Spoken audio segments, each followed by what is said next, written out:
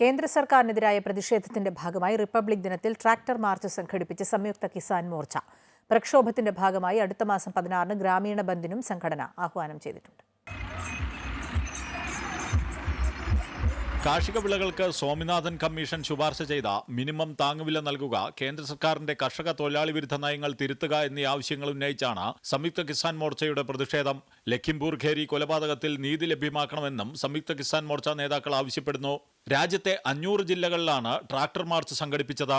പ്രതിഷേധം കൂടുതൽ ശക്തമാക്കുന്നതിനാണ് സംയുക്ത കിസാൻ മോർച്ചയുടെ തീരുമാനം. തൊഴിലാളി സംഘടനകളെ അടക്കം അണിനിരത്തി വലിയ പ്രക്ഷോഭത്തിനാണ് സംയുക്ത കിസാൻ മോർച്ച തയ്യാറെടുക്കുന്നത്. ഫെബ്രുവരി 16-ന് സംയുക്ത കിസാൻ മോർച്ച ഗ്രാമീൺ ബന്ദ് നടത്തുമ്പോൾ പ്രതിപക്ഷ തൊഴിലാളി സംഘടനകൾ ദേശവ്യാപകമായി പണിമുടക്ക് നടത്തും. അമൃത ന്യൂസ്, ന്യൂഡൽഹി.